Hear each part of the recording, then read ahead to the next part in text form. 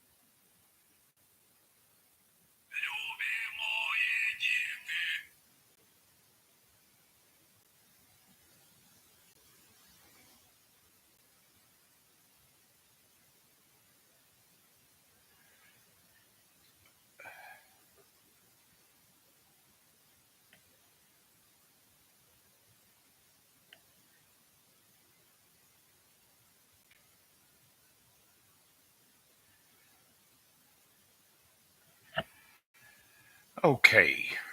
So, ladies and gentlemen and non-binary folks, welcome to tonight's live stream. I'm Peter Alexievich, and I'm bringing you all the latest happenings, news, and information on the ground here in Kyiv as best I can. And of course, the order of the day, the news of the day, is our boy Eugene is no longer with us by all accounts. And that's where we're going to start today. I want to welcome everybody to the live that's coming in. Um, and I am really unable to see the chat. So I'm hoping Cheyenne or Vanetta are here, or Travis. If any of you guys are here, let me know. Welcome, everybody. Welcome. Whether you're on YouTube or you're coming in on TikTok. So it's amazing. I went to go live, right? I was suspended on the tickety talk until 12:13 local time. Hey Ricky, how you doing, pal? Hey Cheyenne, you are the best. Good to see you. Um, I was suspended until for a week for what I don't even know really. Um, and I went to go live at 12:14 and was told no, you cannot do it. But at 12:15, they're as good as their word. I got to give them credit for that. They are as good as their word. I was able to go live at 12:15, and we are live both on YouTube. Thank you. I sure do appreciate it, Cheyenne. It's nice to be back. So let's jump in there, shall we, guys? And I'll tell you something. This is evidence of just how great it is to live in a country where you have a free press. The news everywhere in the Western world is the assassination. It can only be described as an assassination. The assassination in the most dramatic and public fashion of Evgeny Prigozhin, the leader of the Wagner mercenary group, right? It's the news story. It's top of the news everywhere you look, except in the Russian press. RU1, the state media channel, gave it 40 seconds, and they're the only ones that I saw reported at all today. It does not exist. It did not happen inside of Russia. In that information bubble that is controlled by a single genocidal lunatic who is bent on world conquest, but who can't even conquer the country next door to him that he's got historical ties to, and lots of sympathetic people inside the country. Those people do exist here, let me tell you. Um, so, a couple of things to think about here with this. The first is that it's very revealing to me that the Russian press is not covering this extraordinary assassination, the downing of this jetliner in public And why, thank you. Hey, cowboy. Um, it's just amazing to me. And in all likelihood, that is what happened. Now, look, we can conspiracy theory the shit out of this thing because it's entirely possible that the guy has just disappeared into the jungles of Africa, right? We don't know. We're never going to know. But by all accounts, it looks like he's been taken out, and he's been taken out by the person that he betrayed. Look at when it happened. It happened exactly 2 months to the day after his failed rebellion. It happened on a flight from St. Petersburg to Moscow, 10 miles away from an air base that has anti-aircraft or air defense systems that could have shot it down. Locals report on hearing two volleys of fire of anti-aircraft weapons from the local base.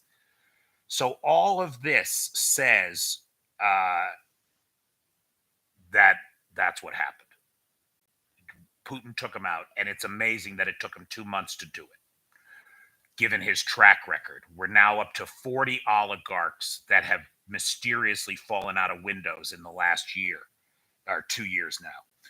And it happened right as Surovikin was sacked. General Surovikin, uh, the former head of the Air Force and former head of operations in Ukraine, was fired and placed under house arrest officially this week. Up until now, he's just been resting. Ah, these guys are hysterical. What does this tell us? Does this show us that Putin is a strong man who's in charge? Does it show us that he is a person to be feared and who should command the respect of the people around him? No, that is not what this shows us. What this tells us is that we are looking at the death throes of a dying regime. That's what we're looking at here. This guy is in a desperate situation. Are they winning? You've got to be kidding me. They're not winning.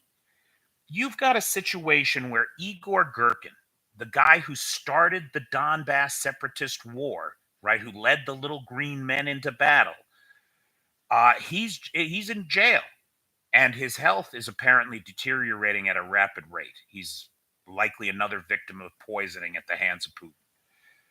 Uh, Sorovikin, the head of the Air Force, the only guy who had real wins on the battlefield in 2022, the man who architected the Sorovikin lines, the defensive lines that are the only reason that the Russians aren't being run rampant over by the Ukrainians.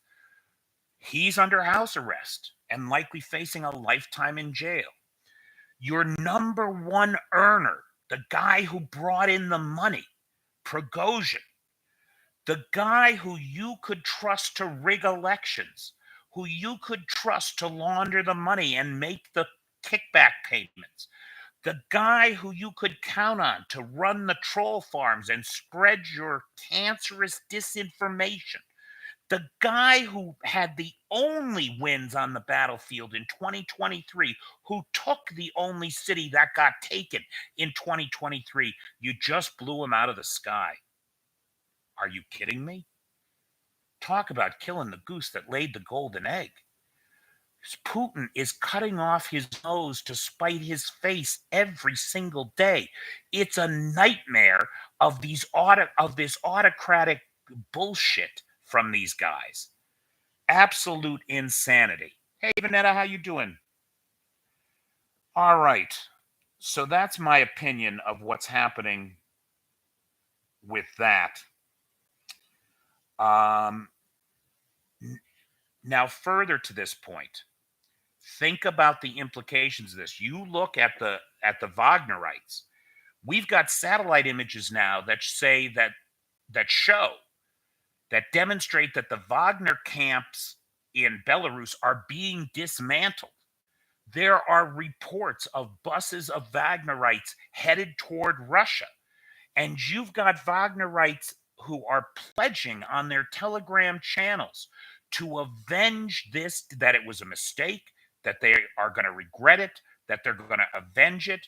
It's amazing. Now here's an interesting question that I can read because it's in the YouTube live uh, space. Hey Scott, how you doing? Why would Eugene go on a flight with his name on a manifest when he doesn't have to on a private plane? Why would he travel in one plane with his most important personnel? Vanetta, I've been asking myself that the same thing.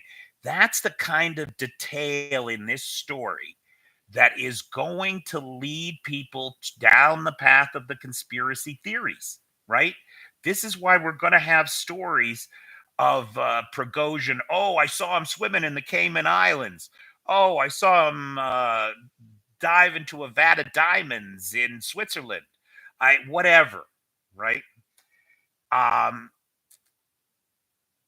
these are excellent questions. Now, could it be that he really did believe that his 30-year friendship with this guy, with Heil Putler, when Vladimir looked at him over that table and said, Yevgeny, we're old friends, 30 years. I depend on you for the money, right? You took $2 billion in gold out of the Central African Republic last year alone. You got me that forest in Cameroon that we're timbering, and that's bringing in millions of dollars every month. I count on you for the money. We're old friends. I can, and you didn't mention me in your rebellion. I can let this slide for you. I need you. Maybe he said, maybe he gave him a line of bullshit like that. I don't know. Maybe Prigozhin really thought he was safe. Maybe he thought he was Teflon. Or maybe the whole thing is nonsense and he was really on that other plane. We know the guy is a master of disguise, right? We know that he's got beards and hair and makeup and glasses and hats and costumes out the wazoo. So we may never know the truth. Vanetta asked the question, with all of Eugene's connections around the world, isn't this bad for Putin? I couldn't agree more. I couldn't agree more. I'm telling you, the guy cut his nose off to spite his face. But in interview after interview over the years, Putin has been asked what's most important to him. And he always says the same thing, doesn't he, my friends? Loyalty. So what can he never forgive? Betrayal. He can't forgive betrayal. The thinking among the analysts, the political people that I've listened to today, all of these folks are in agreement. 90% chance Putin pulled the trigger and it was Eugene on the plane. That seems to be the thinking. The problem, of course, is we're counting on a regime that we know lies about everything to investigate this matter when we know that they have every reason to lie about what they find. So I think that we're all going to have to settle for a little ambiguity in this situation. And if in 10 years from now, pictures of a guy who looks like Prigozhin show up on a beach in the Cayman Islands, I would not be surprised. Not one little bit. Thank you. Thank you for the roses. Thank you for the hearts. Thank you for all the gifts, guys. I'm broke as shit. So anything that you can send, I will gladly take. um, okay, anyway. Now, internal politics, right? Thank you, Parta. Now, internal politics, think about this with me. We know that there have been more cross border raids into Belgorod and shelling of Volgorod. Thank you, Jason. And shelling in Volgorod. We know that there have been multiple drone attacks inside Russia, launched from inside Russia. Thank you, Ricky. How do? Uh, we know that there is partisan activity inside the country that is pushing toward regime change and toward a more democratic solution. The Russian Telegram channels of the mill bloggers are lit up today. Thank you, Mia. Are lit up today calling for regime change, calling for vengeance for Wagner. The Wagner camps in Belarus appear from the satellite footage to be being dismantled, and we've got reports of Wagnerites on buses headed back to Russia. This to me seems like 1917 all over again. You've got thank you, Feisty. Hey, Feisty, how you doing tonight? Uh, this seems to me like 1917 all over again with the Reds versus the Whites. Thanks, Jose. Good. Um, where you've got one group uprising trying to fight for the people, and then you've got an ultra nationalist, ultra authoritarian. In 1917, it was the czarist side of things, right? Coming in, the mill bloggers and the far right coming in, trying to potentially fight against Putin on that side. Everything this guy has done for the last 2 years is tearing Russia apart. There is just no two ways about it. The country is ready to break at the seams. I swear to God, it's like 1989 all over again. Nobody could imagine a world without the USSR then, right, guys? Well, we got to start imagining a world without the Russian Federation because in 36 months, there won't be a Russian Federation. Hey, Cheyenne or somebody, can you check on what the ruble's doing today? What's the exchange rate for the ruble? How's that holding up? I meant to check it just before I started, and I did not have a chance, but I'd love to know what the exchange rate on the ruble is. All right, so that's everything that's happening with our boy Yevgeny. May he rest in peace. Let me tell you something. I don't celebrate the violent death of anybody. I don't.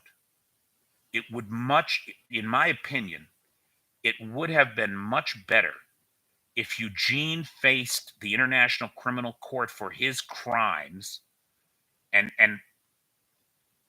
his his crimes are literally unmentionable.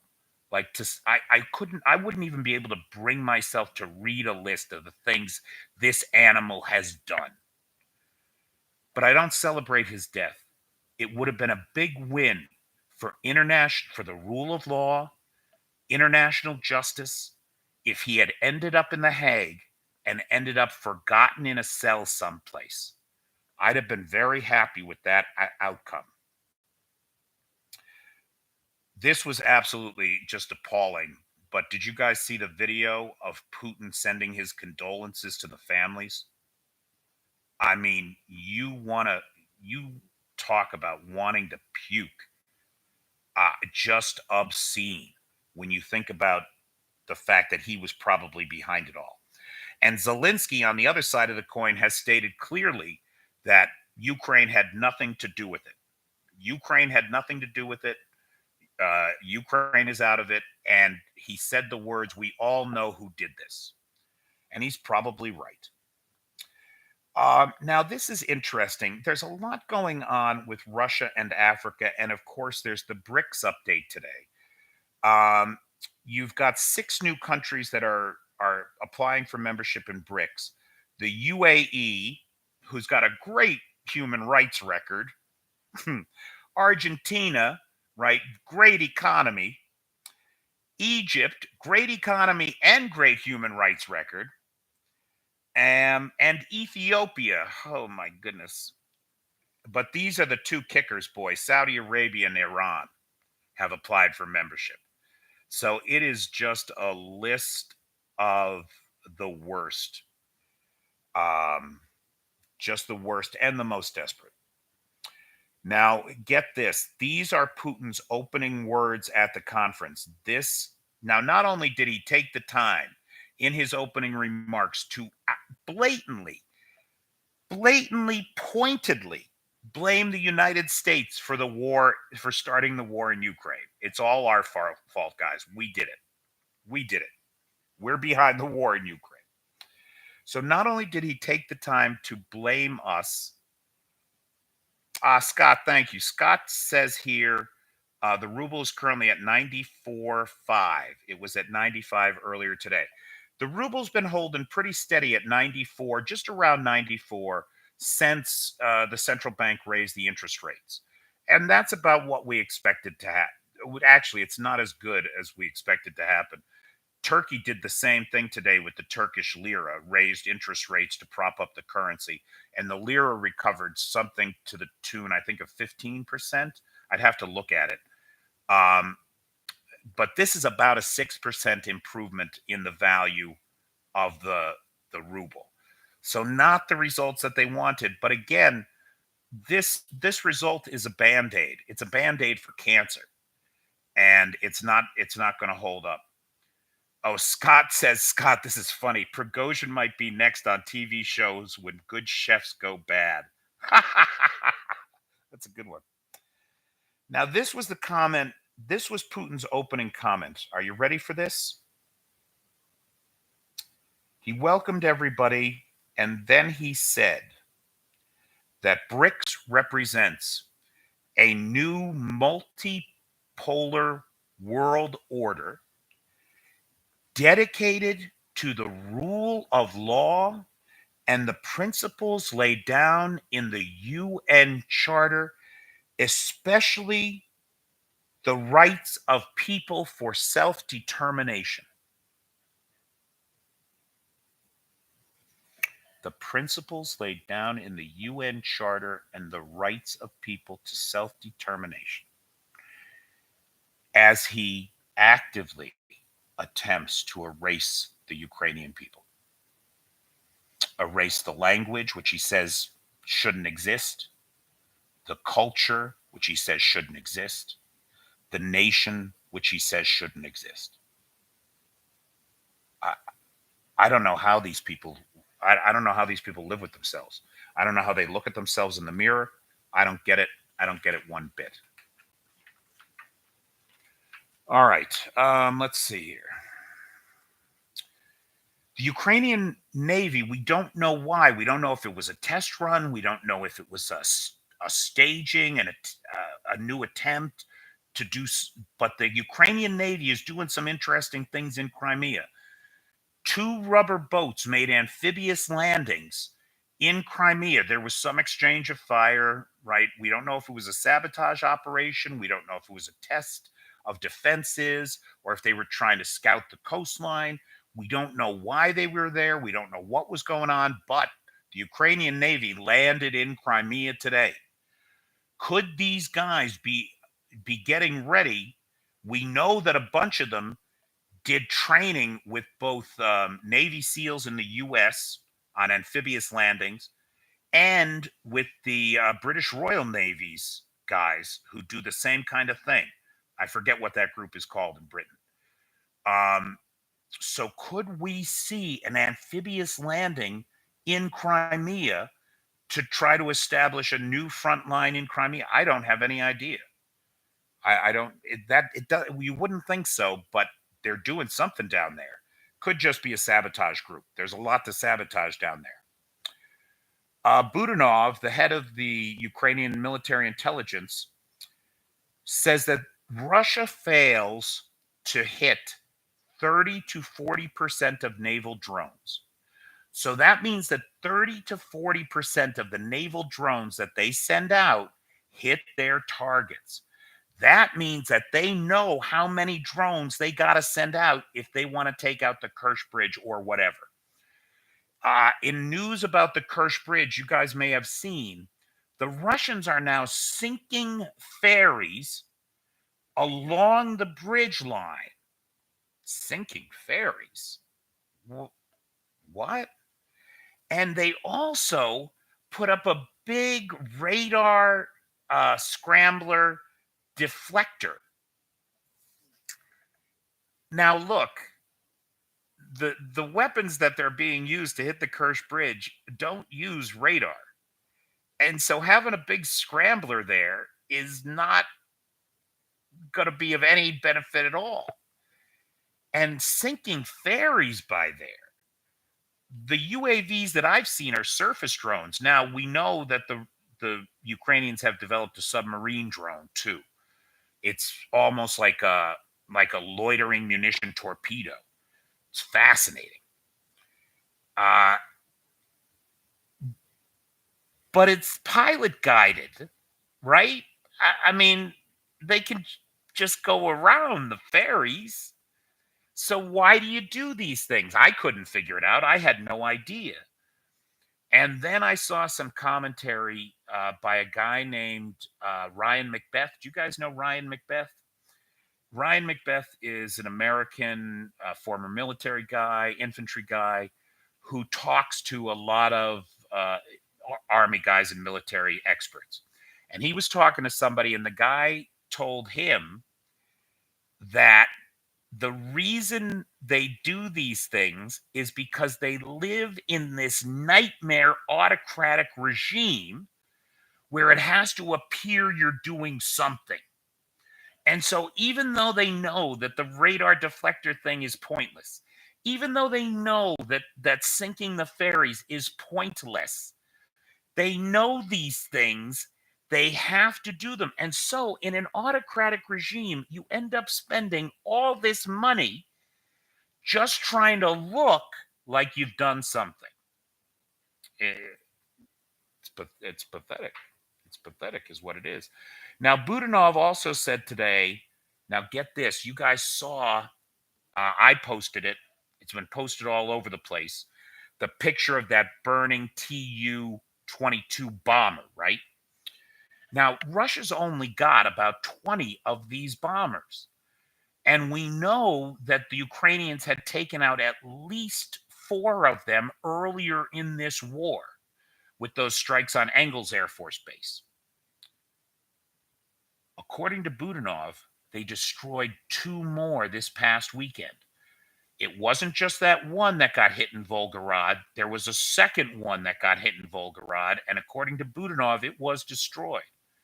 So that's six of these bombers out of commission. In addition to that, Budanov says two others were damaged beyond repair. That's eight. That's almost half the fleet. And these bombers are not easy to replace. These bombers are 60 years old. They're Soviet bombers. They're old bombers meant to carry nuclear weapons, not ICBMs, but nuclear weapons, as well as all of those caliber cruise missiles that they use here in Ukraine, pizza joints and apartment complexes. So that's a big hit if Budanov is right, and Budanov doesn't say much. So when he says something, I tend to take it very seriously when he makes these claims. Norway confirms that it's going to deliver F-16s to Ukraine as well, joining an ever-growing list of folks that are going to send F-16s to Ukraine. Go, Norway. Norway is going to provide two F-16s right away, immediately, for the purposes of training. And then they're going to supply an unspecified number at a later date once the training regime is complete. They've got as many as 20 that they could be sending. The Dutch, of course, are sending 42 every F-16 they've got. They're going to retire the F-16 and move to F-35s, I believe. And then the Danes are also sending another 19 F-16s. So this is all good news for the Ukrainian Air Force, which is badly in need of them. Ukrainians picked up a helicopter today, too. Did you see that? That's like right out of a James Bond movie. The guy got his wife and kids smuggled out of Russia a week ago. Then he flies his helicopter into Ukrainian territory on a prearranged flight plan that he somehow managed to set up with the Ukrainians. The two guys with him who don't want to defect and are pissed off that they've been brought along on this trip, he apparently shoots them. And so he shows up with two dead crewmen and a Ka-52 helicopter as a gift to the Ukrainian armed forces today, and has defected from Russia. So that means the Russians are down yet another helicopter. That brings the total, well, the total destroyed number of helicopters at this point, I believe, is 316. So that's one more that they don't have, and another pilot that they don't have. That means they have now lost a third of the helicopter fleet of the Russian Federation armed forces, a third of it in Ukraine. That's almost as many, if I'm not mistaken, in 10 years in Afghanistan. They lost 333, I want to say, helicopters. They're almost at the point where they've lost as many helicopters in Ukraine as they did in Afghanistan in 10 years. The incompetence is unbearable, but this is what you get when you surround yourself with people who tell you what you want to hear instead of what is true. And that's what Putin's been doing for 40 years, 30 years, sorry. Portugal. Portugal doesn't have F-16s to give, but they can help with the training, and they're going to train pilots in Portugal as well. So now we got pilots being trained in Denmark, the U.S., Portugal. Uh, I'm not sure where else, but I know that there's a couple other countries on that list. Germany delivers. Uh, Now, the great thing about the Germans is they're not like the Americans, right? The Americans tell you they're going to send you all this shit, then they make you wait for it. The Germans, on the other hand, deliver a bunch of shit and then they let the world know what they delivered. So the Germans have already delivered Patriot missiles, not the missile batteries, but the armaments, right? The ammo for these things. Along with 8 drone detection systems, that's a nice hit, and 31 million rounds of small arms ammunition, which is really something, boy. It's outrageous to me that they need it, but they need 31 million rounds. Lithuania is going to provide $44 million in aid, including grenade launchers, new rifles, maritime surveillance radar systems. You know, you wonder what the Navy is up to, but the Navy is getting in on this action, boy. I think they're going to be critical to the securing of Crimea. 5.56 millimeter shells, generators, anti drone systems, and more. Sweden to send the Archer artillery systems, which improve range, accuracy, maneuverability, and fire rates, while the Norwegians are going to send some of those Iris T anti-missile system, or yeah, anti-missile systems.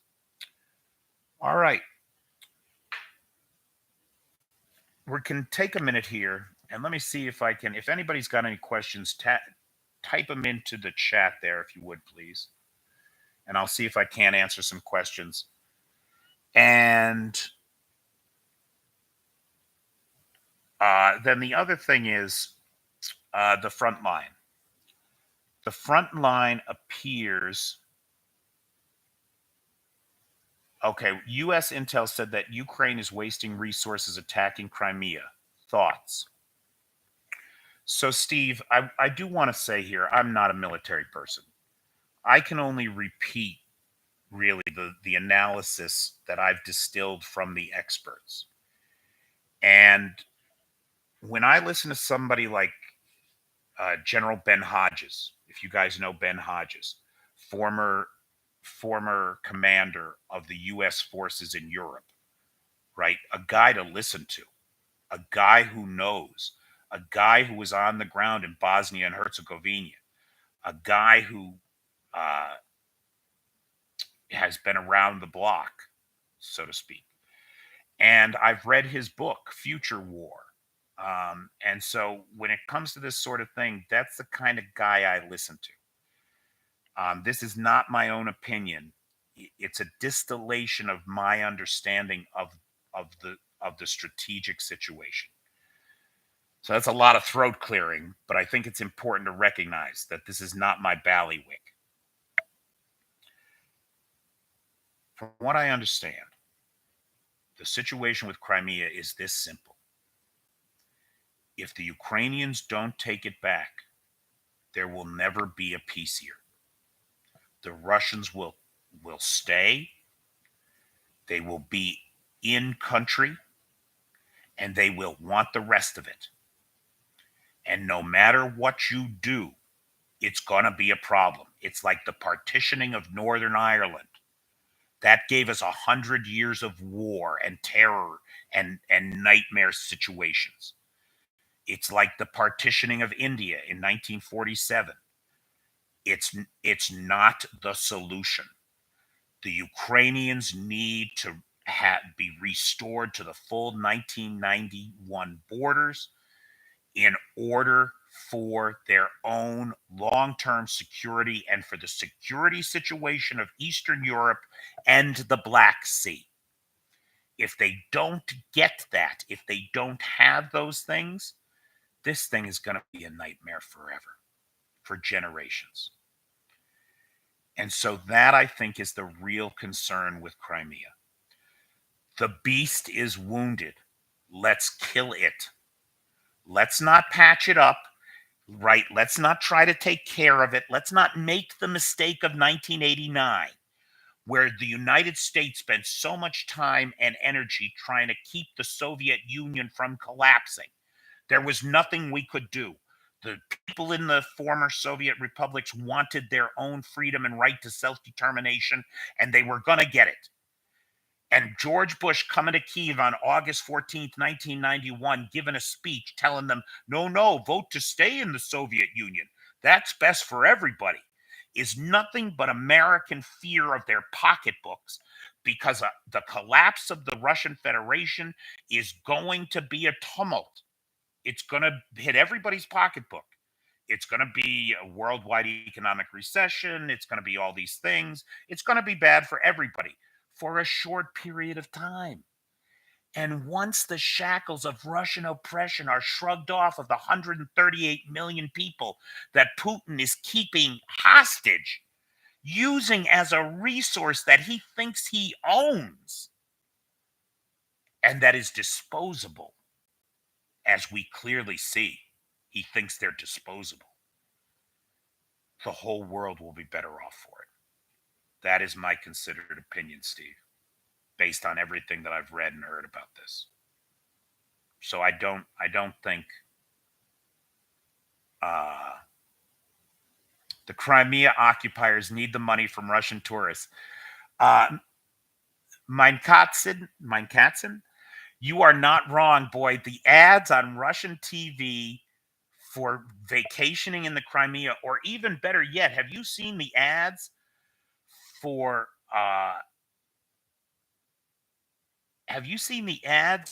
Russians to buy properties in Mariupol? It's unreal. The Russian forces are going into people's houses now. And if you don't have a certificate of, if you don't have a mortgage or deed or a certificate of residency for that property, they confiscate the house and then they put it on the real estate market and they sell it to Russians. It's unbelievable. They've built while they've demolished Mariupol. It's a post-apocalyptic hellscape. At the same time, Russian contractors have come in and built brand new condo complexes that, as a Russian citizen in the Russian Federation, you can get a low interest loan for and buy on the cheap today and move your family to Mariupol. Who thinks that's a good idea? Who would think that that's a good idea? I have seen no peace plans from Ukraine come out today. No, Ricky. I don't know what that's about.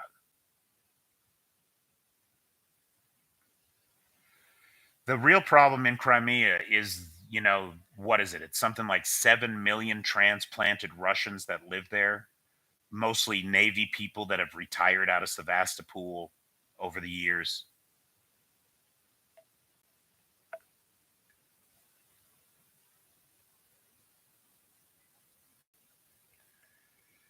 The contractors built a mini city in Mariupol just to use as propaganda. I don't think it's just propaganda. You're not wrong. There's definitely propaganda films. You've seen the films, the before and after pictures. Like, give me a break, right? But they're selling them, pal. They're selling them, and the Russian central bank is offering cheap mortgages on them.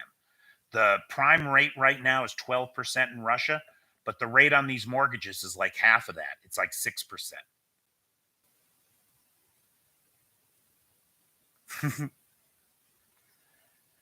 Yeah, I don't know. All right, so guys, for Vanetta and Scott and whoever else is on the live on YouTube, I'm going to shut that stream down. And if you guys want to join us over on TikTok so I can hit these comments a little bit better, we'll do that. Okay? Groovy. You guys rock. Thanks. Oh, just before I close out this stream, last thing. Um, the front line appears to basically not have changed in the last 24 hours. It appears that the Ukrainians are consolidating their gains, especially around Robotny. I did some math on the front lines. You might have seen that video. And it appears that at this juncture, the Ukrainians have now recaptured over 600 square kilometers of territory. That's 15 times the amount of territory that the Russians took in the 8 months before the counteroffensive began. So please, anybody who thinks or wants to say that the counteroffensive is failing either has a problem doing math or thinks that the Ukrainians should be operating on their timeline instead of their own, because it's up to the Ukrainians. Only the Ukrainians can determine the conditions for Russian surrender. Period. End of conversation. The rest of us need to stay out of it.